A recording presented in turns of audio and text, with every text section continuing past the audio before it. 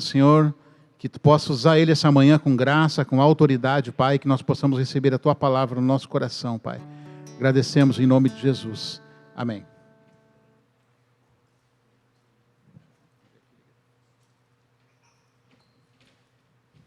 Bom dia, gente, tudo bem? Bom dia. Eu não sei se é possível a câmera ficar pegando ali, ó, porque o pessoal está todo para ali, aí eu arrasto esse negócio aqui, preto ali, porque senão eu fico... Não tem ninguém aqui desse lado, né? Dá para ser? Tá bom. Fazer um movimento aqui, então. Também, se puder ligar uma luz mais forte aqui no palco.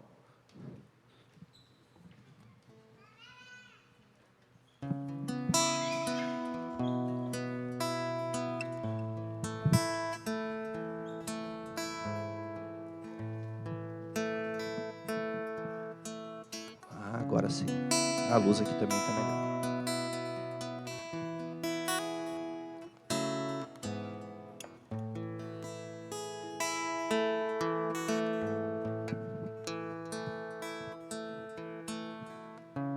Só não vão dormir com esse barulhinho da chuva no telhado, por favor.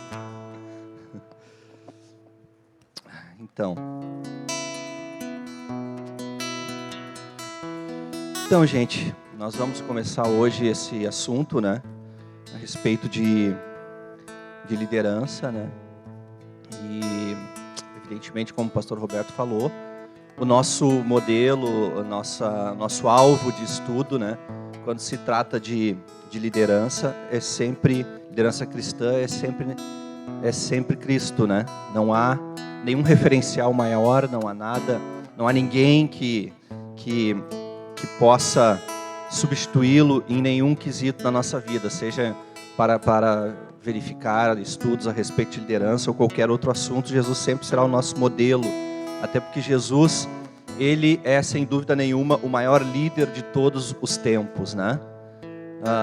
O próprio mundo, né? O mundo secular, quando vai estudar a respeito de liderança, eles vão pegar sempre, hoje em dia, né, que se trabalha muito com essa liderança bibliográfica, né, voltada para na perspectiva de grandes homens que existiram, né, no mundo, muitos que dão palestras e cursos tomam a pessoa de Cristo para falar a respeito de exemplo de liderança, né?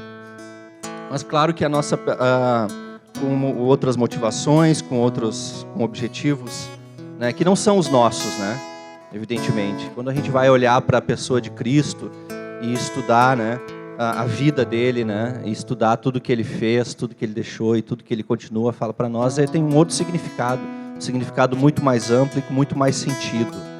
Então, Jesus, como o maior líder de todos os tempos, ele é o maior líder de todos os tempos porque nunca houve alguém com uma vocação tão suprema, e nunca haverá.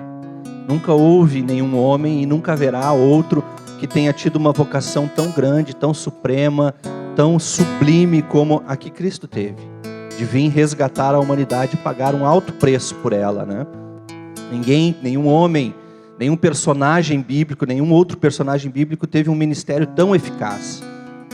A gente até poderia abordar esse tema também, trazendo um estudo a respeito de algum outro personagem bíblico também, que seria de grande valia, como a gente tem, né, muitos personagens bíblicos que foram grandes líderes na história, como Moisés, como Davi, como Gideão, mas Jesus, ele teve um ministério muito mais eficaz, uma vocação muito mais suprema que todos esses, e uma liderança em um legado muito mais duradouro, porque o legado de Jesus Cristo, ele é eterno, ele não tem fim, né? Então Jesus, ele era pleno em todas as coisas, ele tinha clara consciência de quem ele era, de sua identidade, de sua missão e do seu objetivo, de tudo aquilo que ele tinha que alcançar. Ele conhecia as pessoas, das suas ovelhas, as pessoas que ele tinha que andar, ele sabia plenamente quem ele era. Ele tinha essa consciência sublime a respeito de si mesmo, que nenhum outro homem tem, nenhum outro líder, né? Mesmo um líder bíblico teve, né? Então ele sabia quem ele era, ele sabia que ele vinha do Pai, que ele voltaria para o Pai, e essa consciência, essa ideia de entender quem nós somos, isso é fundamental, saber quem nós somos, para que nós possamos desempenhar de alguma forma um ministério, né, e uma liderança mais eficaz, né? Nós estamos aqui hoje dando início a esse tempo, né? São 4 domingos, e talvez você esteja aqui e pense que não é um líder, assim, mas eu estou fazendo aqui, estou vindo aqui, mas eu não quero liderar, né? Mas o assunto liderança, ele é pertinente para todos nós. Ainda que tu pense em nunca ter uma responsabilidade maior na vida da igreja, né? Enfim, ainda que tu pense isso, a condição de liderança, ela está sobre nós. Porque a nós que conhecemos a Cristo, nos foi dada essa condição de liderar. Né? Isso nos é, eu diria assim, é algo que nos... Quando Deus cria o homem, Ele já o cria com essa condição em si.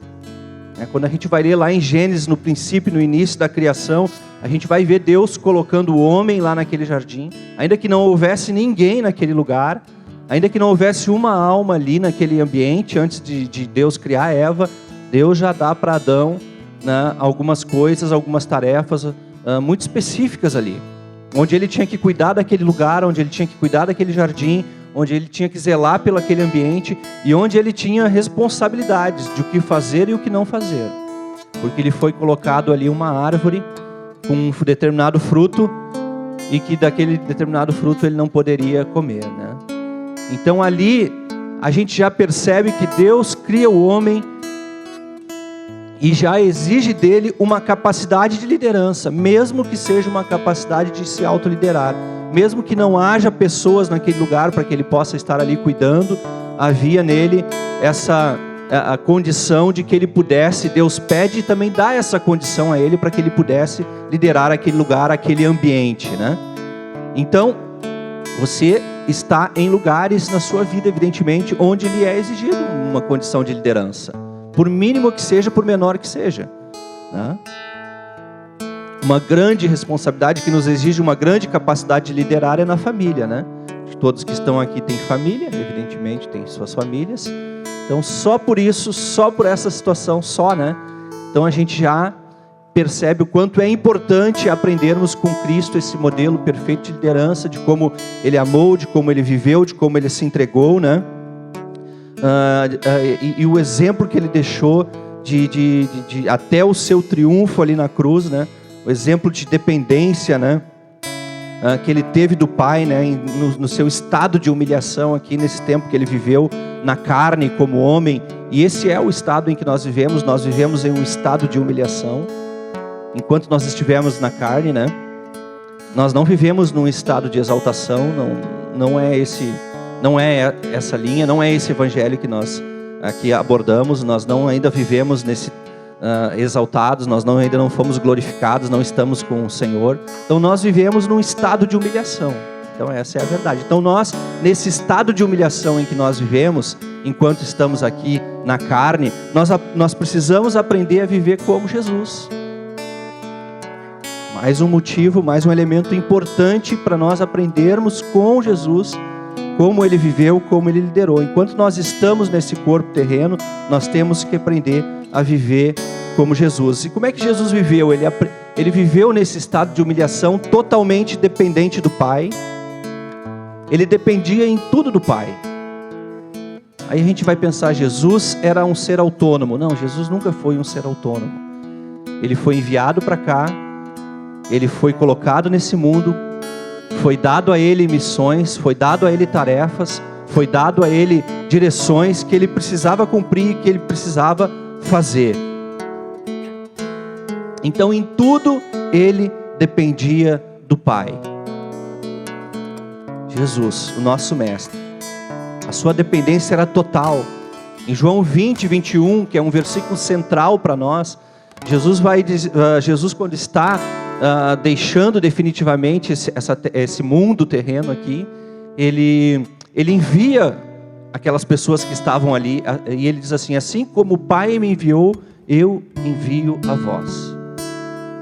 Então existe um padrão, existe um modelo, existe uma maneira pela qual Jesus nos coloca nesse mundo e como nós temos que viver. E ele diz: assim como o Pai me enviou. Então é necessário compreender e estudar muito mais a vida de Jesus, porque assim como para nós entendermos qual é a nossa maneira de viver aqui, qual é a nossa missão, quais são os nossos objetivos, né? O que Deus tem para nós. Nós não precisamos ficar batendo cabeça por aí, procurando saber qual é o propósito de Deus para a nossa vida, o que nós temos que fazer, o que nós temos que cumprir. Não, a gente só precisa conhecer e prosseguir em conhecer Jesus, o nosso Senhor, o nosso Mestre. Vida que está revelada na sua palavra, vida que está revelada nessa palavra que nós temos, que você tem aí nas suas mãos.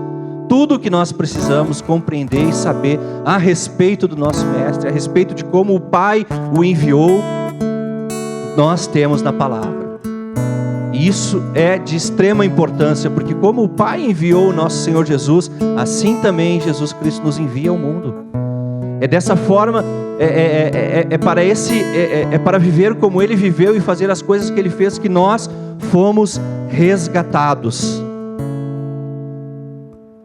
Então, voltando aqui, Jesus viveu em tudo dependente do Pai, em todas as suas escolhas durante o seu ministério, todas as suas escolhas, desde o chamado dos discípulos até a sua entrega triunfal na cruz, todas as coisas foram feitas sempre em oração e submissão.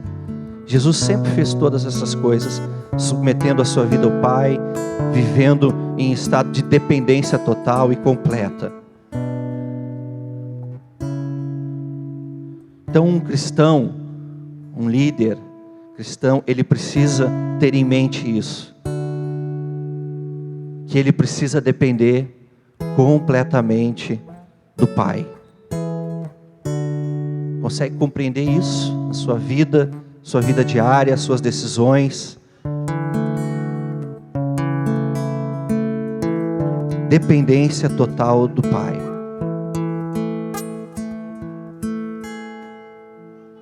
Seu amor, seu pastoreio sacrificial, seu exemplo de humildade, foi isso que moldou a vida dos discípulos, foi isso que moldou a vida dos apóstolos, e são esses exemplos que vão moldar a nossa vida também, e que vão moldar o nosso caráter, e que vão moldar a nossa maneira de servir melhor, de viver melhor nesse mundo.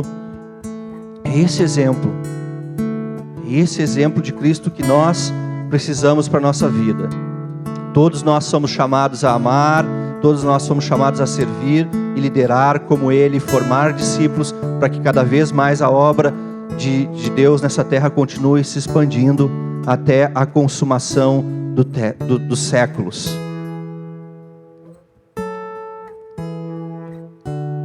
Amém? Você pode crer nisso, que Ele é o verdadeiro Deus, se fez carne e veio ao mundo com o propósito de salvar os pecadores, ao mesmo tempo que Ele é o servo de Deus, que renunciou sua glória, nascendo como perfeito homem, para dessa forma identificar-se com seu povo e salvá-lo da condenação eterna. São coisas básicas, fundamentais do Evangelho, mas que todos nós precisamos ter isso bem gravado na nossa mente. Exemplo de dependência total, de submissão total, um exemplo de servo. E eu queria que você abrisse a sua Bíblia ali em Lucas 22. E eu quero usar esse texto aqui para falar sobre uma característica muito importante, talvez o traço mais fundamental de um cristão, de um líder. E eu volto a frisar e tomar essa palavra líder, porque esse é o nosso tema aqui. E por mais que você não se sinta um líder, nós precisamos entender isso, que Deus nos chama a liderar. Como eu falei no início, seja liderar processos na nossa vida, ainda que não envolvam pessoas, sejam processos individuais, nós precisamos aprender a nos autoliderar, né, a nos organizar a nossa vida. Nós precisamos entender que Deus trabalha com esse princípio de liderança. Todos os homens que Jesus chama para fazer algo na sua palavra são líderes. Isso está em toda a palavra.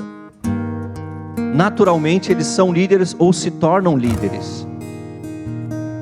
E já dizia um homem da administração que os líderes ditos natos, né, aqueles que nascem com essa capacidade de liderar, são tão escassos que nós não podemos ficar dependentes destes, e nós temos que então buscar isso para a nossa vida, e sabendo muito mais que Deus trabalha com esse perfil e levanta homens líderes e mulheres líderes, nós precisamos saber disso. Desde Adão, a gente vai permear toda a palavra de Deus, nós vamos ver que Deus, mesmo que pegue alguém como Gideão, que estava lá, amedrontado, sem nenhuma perspectiva, a gente olha para a vida de Gideão, né, que é um exemplo clássico, assim, né, de alguém que não esse homem não tem condições nenhuma de liderar nada. Deus pega aquele homem ali, amedrontado, acovardado, e levanta esse homem como um grande líder. Então Deus trabalha com esses perfis, desde aqueles que já estavam um pouco mais preparados, mas que depois consideraram tudo como lixo, né? Como Paulo, né? Digamos, intelectualmente, né? Deus pega essas pessoas e os torna grandes líderes. Deus trabalha com liderança. Então o tema aqui, o nosso tempo aqui não é para trabalhar ou falar para aquelas pessoas que vão se tornar líderes de ministério, pastores, coisas. Não, é para a nossa vida, é para o nosso dia a dia, para a gente entender isso. Levante-se todo dia como uma pessoa que vai liderar, que vai apontar o caminho, que vai dizer palavras e que vai liberar palavras que vão fazer diferença na vida de outras pessoas. Isso se chama liderança, poder de influenciar, capacidade de influenciar.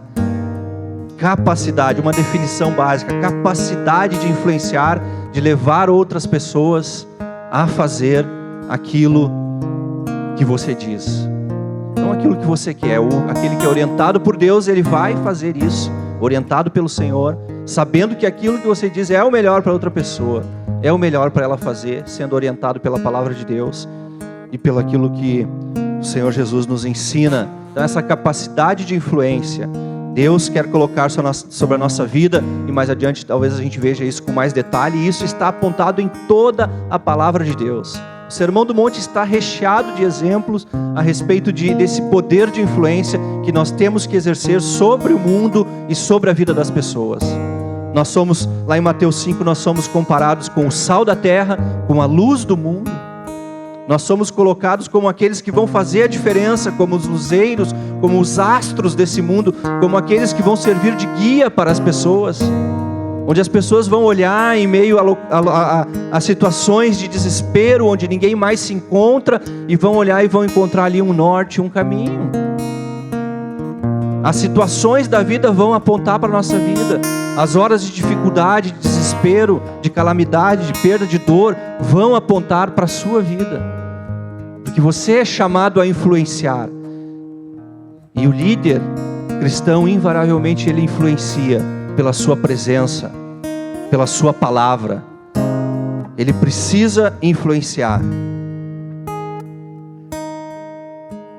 E eu quero pegar esse texto de Lucas 22, voltando aqui, para falar sobre esse traço marcante, talvez o mais marcante na vida de qualquer cristão, de qualquer líder, que é servir, que é ser um servo. E esse capítulo de Lucas 22, ele é um capítulo que a gente, se for ler esse capítulo, quem já leu, são as últimas horas, os últimos momentos de Jesus com seus discípulos, com as pessoas que ele amava. É um momento de dor, onde começa ali com uma ideia de perseguição, com um pacto feito pelo um amigo, pelo um discípulo de Jesus, um homem chamado Judas. Começa com um pacto que ele faz com aqueles que o queriam matar, com os que queriam levá-lo à morte. E segue com a celebração daquele último momento de Páscoa. Segue depois com uma cena muito triste que se desenrola entre os discípulos, que a gente vai ler aqui, seguido pela traição de Pedro, seguido pelaquela oração ali no jardim, de muita dor, de muita luta. Então era um dia muito difícil para Jesus, era um dia muito complicado para ele.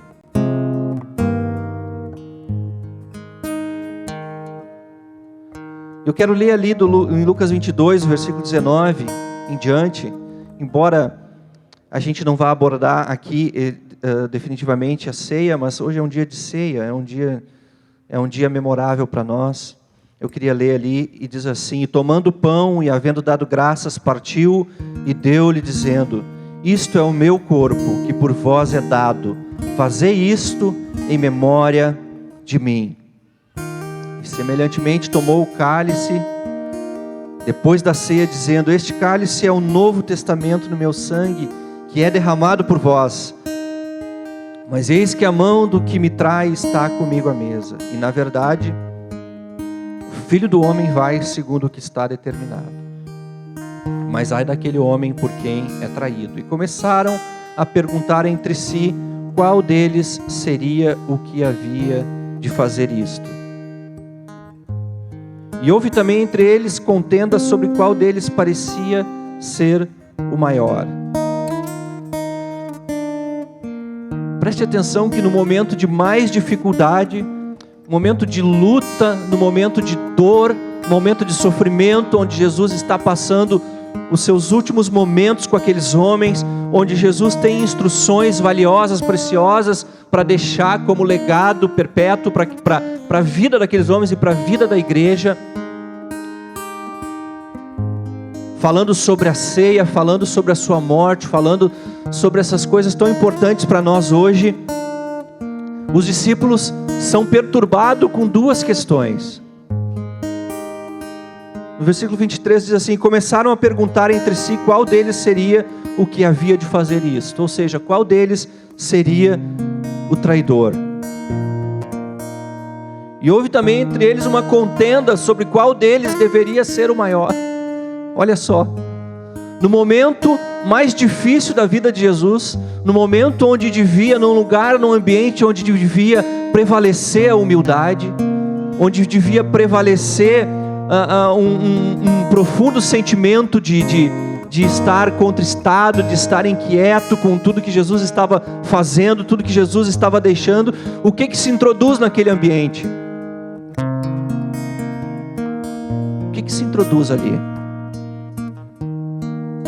Se introduz orgulho, se introduz ambição, se introduz disputa, se introduz poder.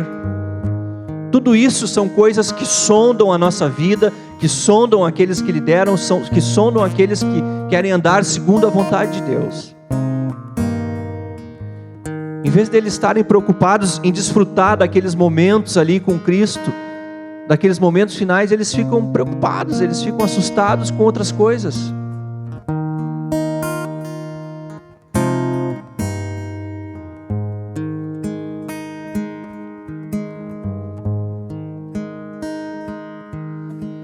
Nota-se que naquele ambiente ali, era um ambiente de desconfiança, né? Também. Veja que nos melhores ambientes, né? Às vezes a gente reclama tanto da igreja, né? Fala tanto da igreja. Ainda ontem eu estava ouvindo uma pessoa comentar: puxa, né? Mas na igreja, eu saí da igreja porque muita fofoca na igreja, muito problema, muito diz que me disse, muita murmuração, pessoas falam uma das outras. Me fizeram mal, me machucaram, me feriram. E a gente olha ali um ambiente que talvez, se você julgasse, pudesse pensar assim: se eu tivesse ali naquele lugar, seria diferente, né? Eu não faria isso. Será que não? Será que não? Será que nós não repetiríamos o mesmo comportamento daqueles homens? Será que nós não estaríamos como eles? E eles tinham tido exemplo. Eles tinham passado por momentos de profunda humildade e submissão ao ver Cristo ser perseguido, ao ver Cristo dar o exemplo de humildade, ao ver Jesus lavar os pés, ao ver Jesus tomar posições ali, tomar posições entre eles de profunda humilhação,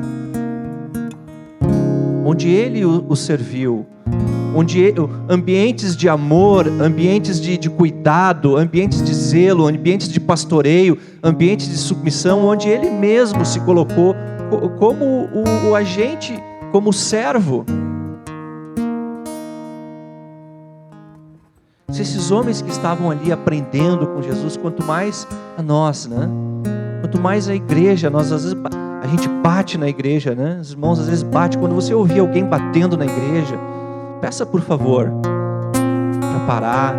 Traga uma palavra temperada, traga uma palavra diferente. Não corrobore com isso. Não corrobore com isso. Se naquele ambiente, que era um ambiente tão bom, imagina estar numa mesa com os discípulos. Aí Leonardo da Vinci pintou aquele quadro maravilhoso da última ceia, né? De repente aquele quadro poderia ter assim, né? Enquanto eles estão ali abraçados, né? E poderia ele ter colocado uma faca na mão de um, uma faca na mão do outro, colocado. Poderia, né? Não seria uma interpretação ruim. Pelo contrário, seria uma interpretação fidedigna do que estava acontecendo naquele momento, naquele ambiente. Eu tenho acompanhado agora aquela série que o pessoal foi no cinema ver, né? Dos Escolhidos. Para ti que não fala inglês, Os Escolhidos. Também não. E parece ali tudo maravilhoso, né? Agora eu gostei um pouquinho, porque eu fui ver com o pessoal ali, e nessa início da terceira temporada ali, ele retrata uma cena interessante, né? Onde colocam o publicano e o zelote juntos, quando Jesus despede de 2 em 2, né? Para eles irem para evangelizar, né? E evangelizar os judeus, né? Jesus dá aquela missão, né? E coloca, claro, a Bíblia não fala isso, mas foi interessante que nesse romanceando assim a história, Jesus separa de 2 em 2 e ele decide quem vai, né? Olha, o Robertão vai com o Ricardinho, tal. Ele vai e coloca Simão Zelote, que era um grupo de perseguidores, que era um grupo de sanguinários, na verdade, de assassinos, né? Que lutavam contra a opressão romana. E se converte ali o Simão, né? Que era um zelote. Só que eles detestavam também os publicanos, né? Porque os publicanos ajudavam o governo romano, eram traidores da pátria, né? E aí colocam os dois juntos, né? Poderia dar uma desgraça, né? Ainda bem que não deu, né? Mas esse era o ambiente.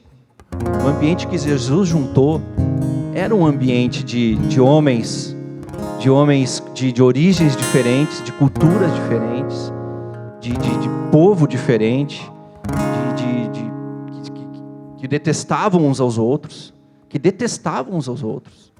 não se suportavam. E Jesus fez isso propositalmente. Que Jesus passou a ensinar essa mensagem de serviço, essa mensagem de amor para aqueles homens. Mas chega nesse momento derradeiro e eles ainda estão cheios de coisas dentro de si, dentro do seu coração. E eles começam a se perguntar: quem será o traidor? Muito provavelmente eles começam a ver isso no seu coração e na sua vida, porque dentro deles havia alguma coisinha. É certo isso. Isso a gente pode concluir por uma clara inferência. Se nos colocar assim, esse grupo que está aqui hoje, né? E todos nós conhecemos as nossas debilidades, né? E as nossas fraquezas. E Jesus está no nosso meio e ele diz assim: um de vocês aqui vai me trair hoje. Eu acho que quase que imediatamente a gente ia olhar para dentro de nós e ia perguntar assim: bah, será que vai ser eu? Ou não?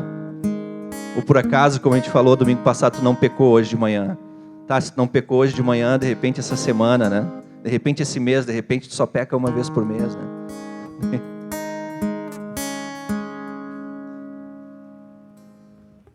Conhecendo a nossa natureza caída, a nossa natureza pecaminosa, que ainda, esse velho homem que ainda está em nós, eu creio que nós talvez fizéssemos isso. Será que vai ser eu? Será que vai ser eu que, em meio a uma dificuldade, em meio a uma perseguição, em meio a uma luta da vida, será que vai ser eu que vou trair? Quantas traições nós cometemos, né?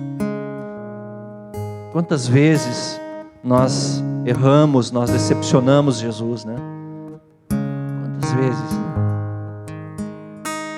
No nosso coração, na nossa fala, no nosso olhar, na nossa mente, quantas vezes? Nós não o negamos assintosamente, assim como Pedro negou logo em seguida aqui da narrativa desse texto. Mas nós não somos melhores que Pedro. Ou alguém aqui é capaz de se julgar melhor que Pedro?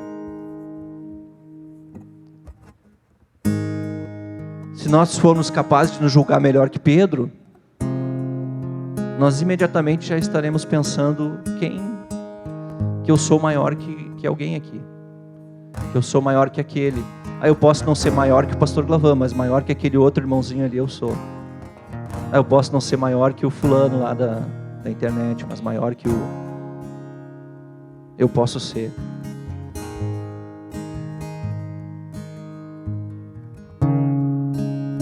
Quantas vezes no nosso coração se introduz questões como essa? Todos os dias. E o nosso coração é impregnado com essas coisas. Tudo no mundo, né? Todas os estímulos que nos vêm para os estímulos externos, todas as pressões que a gente sofre, vêm exatamente para botar essas coisas de ruim que nós temos para fora. E é aí que nós temos que perseverar, e é aí que nós temos que lutar. E é aí que nós temos que... E essas coisas só são necessariamente deflagradas, e a gente pode perceber que essas coisas ainda estão dentro de nós, é no convívio, é no relacionamento. Não há aperfeiçoamento, pelo menos no conjunto de ensinamentos cristãos, não há aperfeiçoamento de vida com Deus, de melhoria na nossa vida, no nosso caráter, sem o relacionamento.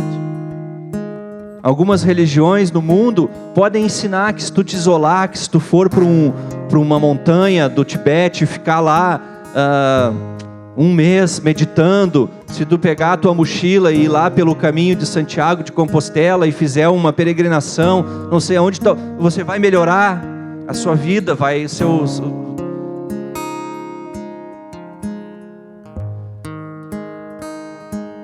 No cristianismo que nós conhecemos,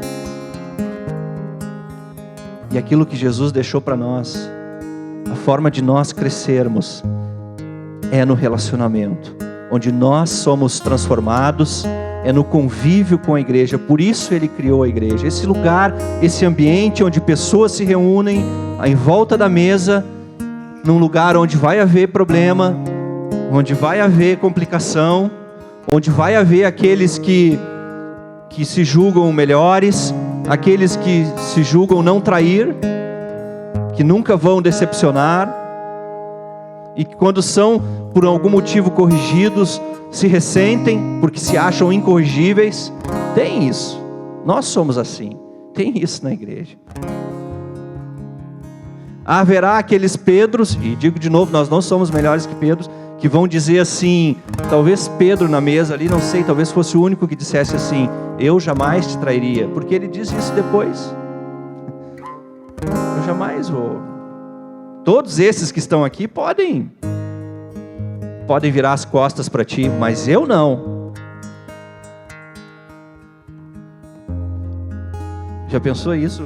Você já te passou pela cabeça? Eu não.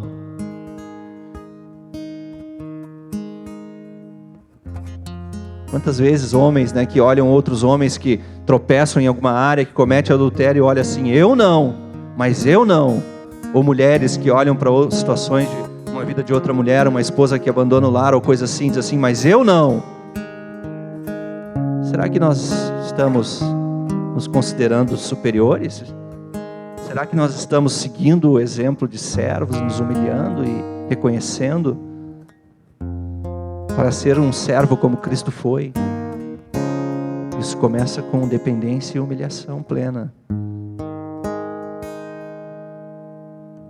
Antes de fazer qualquer coisa e demonstrar isso visivelmente a outras pessoas, isso começa dentro de nós. Precisa começar a ser resolvido dentro do nosso coração. Essas coisas precisam começar aqui dentro. Parece muito fácil olhar aqui para aquele ambiente de ceia e imediatamente julgar aquelas pessoas que estavam ali. Mas Deus nos colocou nesse ambiente de comunhão de corpo, justamente para que nós possamos passar por esse crivo da prova da palavra de Deus, passar por esse crivo do Espírito Santo e sermos provados. Mas não para sermos reprovados, para sermos aprovados. Podemos ser reprovados 1, 2, 3 vezes, mas um dia nós seremos aprovados. Amém? Um dia nós seremos aprovados. Quem nunca falhou nisso, né? Talvez não de uma forma, como eu falei, assintosa como Pedro, né? Mas nós tecemos julgamentos, nós fazemos comentários, nós olhamos para pessoas, nós julgamos, nós enquadramos, nós carimbamos, nós taxamos, nós rotulamos. Nós dizemos quem pode, quem não pode, quem é capaz e quem não é capaz.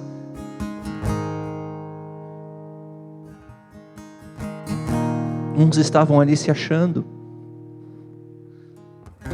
Alguns queriam até sentar a uma direita e uma à esquerda de Jesus. Olha só.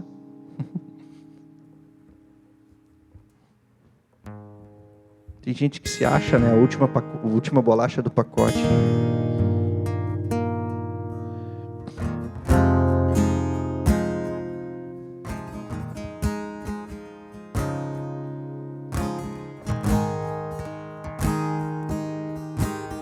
Jesus diz assim para eles: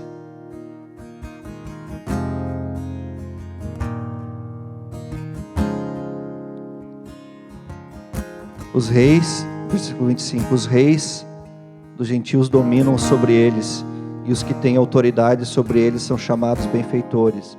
Mas não sereis vós assim, antes o maior entre vós seja como o menor.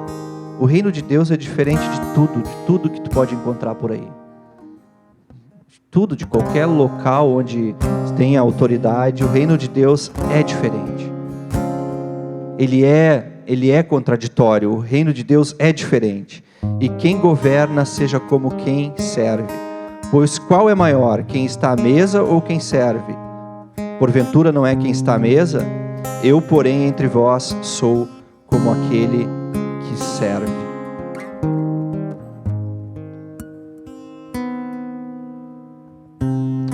No reino de Deus é diferente. É diferente. Nós precisamos servir.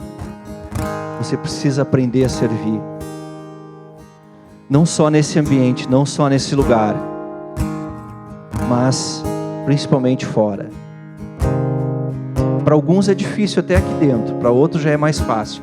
Mas o difícil mesmo está fora da porta, fora daquela porta ali, ó.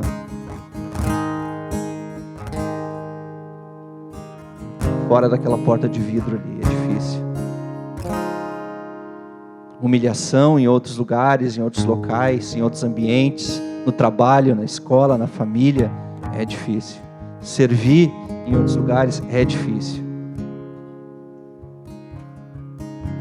Aqui na igreja, se a gente postula alguma liderança, a gente chega aqui e serve. Mas quando a gente chega lá fora, e às vezes no trabalho a gente tem alguma pessoa, um ou outro, 2 ou 3, ou 100 ou 200, não sei, que estão abaixo de nós, ali nós temos dificuldade de lidar com isso. Nos consideramos melhores que os outros. Nunca te considerou melhor que ninguém? Seja sincero.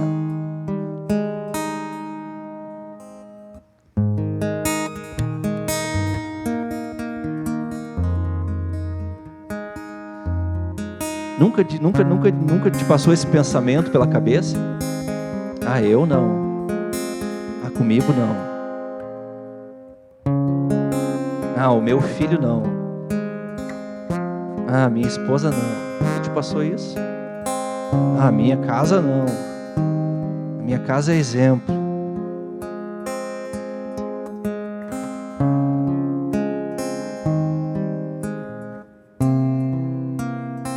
E a gente está fazendo que nem esses homens. E precisamos da misericórdia e da graça de Deus.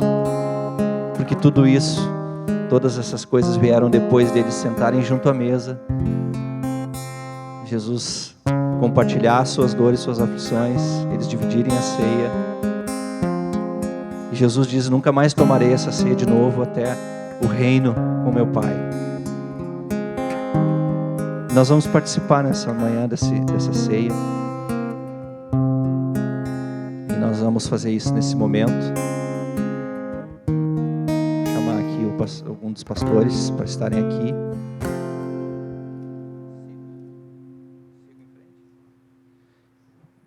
Pastor Roberto também, tomando seu cafezinho. E a ceia traz muitos ensinos para nós. A ceia, ela tem muitos ensinos. Fala sobre a proclamação do Evangelho, fala sobre lembrança da morte, da ressurreição de Jesus.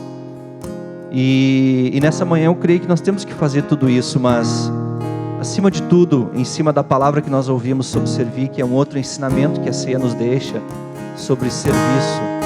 E foi o que Jesus fez naquele lugar ali, também para marcar a vida daqueles homens. Eu gostaria que também fizesse reflexão, ficasse de pé.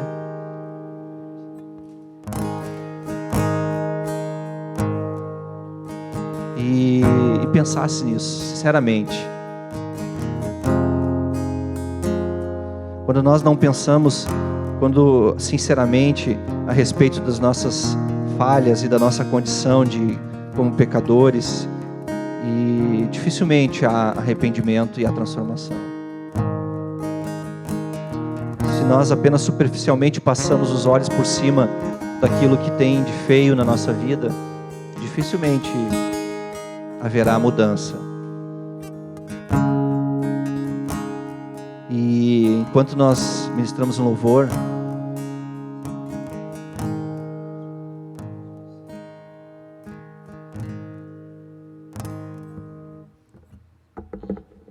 tá bom, o Vitor vai ministrar um louvor aqui, e enquanto ele ministra esse louvor e nós estamos aqui diante da ceia, eu queria que tu pudesse fazer essa reflexão, né? Que esse é o momento de nós também nos examinarmos diante da palavra de Deus. E esse exame é sempre feito diante da palavra de Deus, que não nos condena, mas esse exame é feito para lançar luz nas nossas trevas e nas nossas inclinações carnais, de querer se achar alguém, de querer ser alguém, de muitas vezes querer ser melhor, se achar superior, querer ser servido ao invés de servir.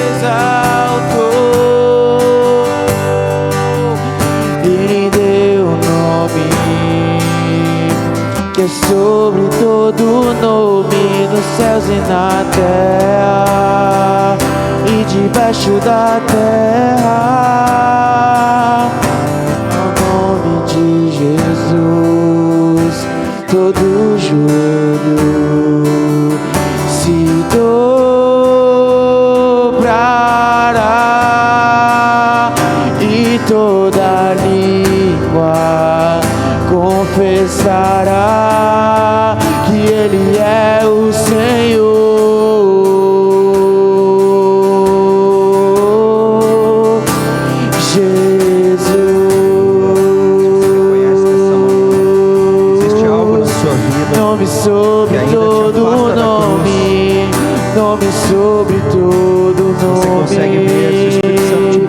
nessa manhã pensamentos, intenções, atitudes que te afastam da cruz. Peça perdão, aleluia. Peça perdão e se renda e se humilhe como Ele. Se humilhe como Ele.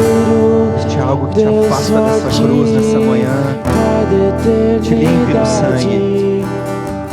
Limpe no sangue de Jesus. E se dobre, como nós ouvimos esse cântico, se dobre o seu coração diante dele. Dobre o seu coração diante dele nessa manhã. Em nome de Jesus, Senhor. Nós humilhamos diante de Ti, da Tua presença, Senhor. Obrigado por lançar luz nas nossas trevas, Senhor. Oh Deus, queremos ter o Teu coração, o Teu caráter de servo impregnado na nossa vida, nas nossas atitudes, nas nossas intenções, nos nossos relacionamentos. Senhor, nos ajuda, Pai. Nos ajuda, Senhor. Aleluia. Nós vamos orar pelo pão e pelo cálice. Amém, Senhor. Nós queremos Te louvar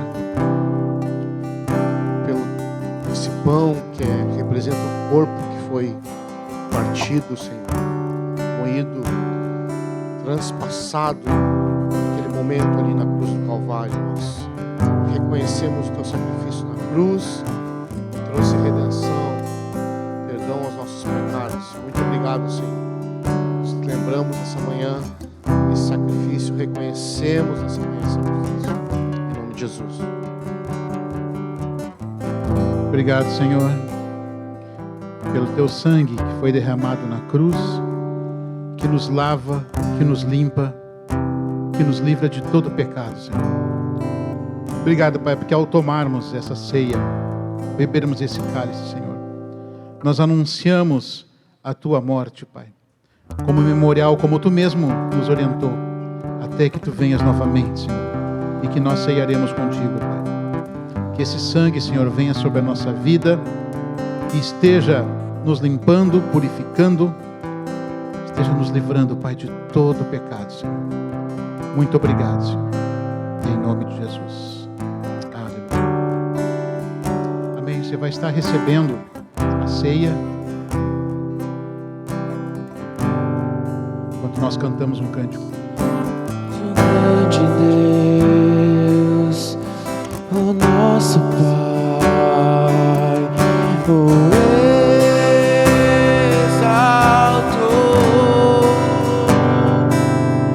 Ele deu o nome que é sobre todo nome, nos céus e na terra e debaixo da terra. Ao nome de Jesus, todo joelho se dobrará e toda língua confessará que Ele é o Senhor.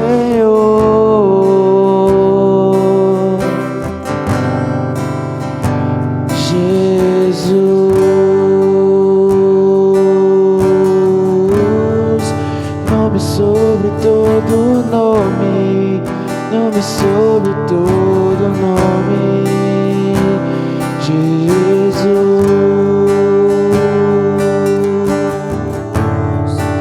nome sobre todo nome, nome sobre todo nome.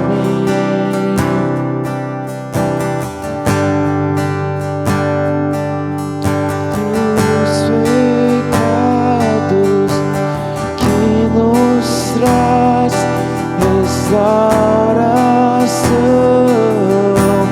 nada além do sangue, nada além do sangue de Jesus.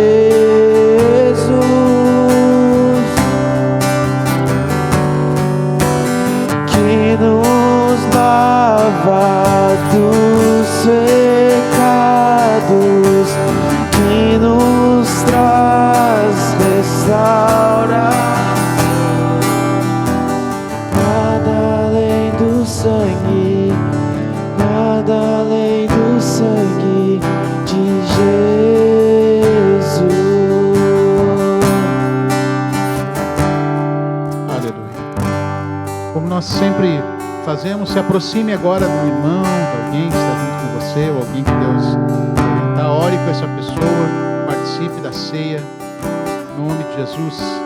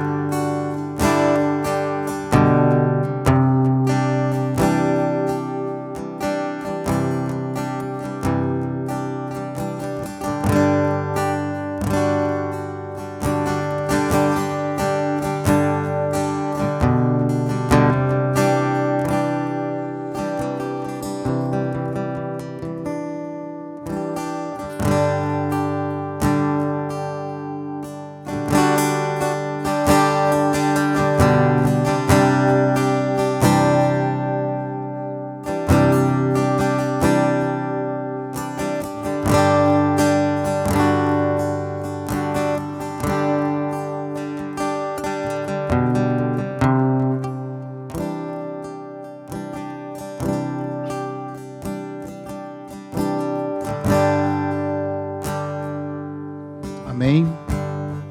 Glória a Deus. Estamos então encerrando essa reunião. O culto continua nas nossas vidas. Logo mais, 19h30, nosso culto também da família aqui na igreja. Deus abençoe a cada um de vocês, em nome de Jesus. Um bom domingo.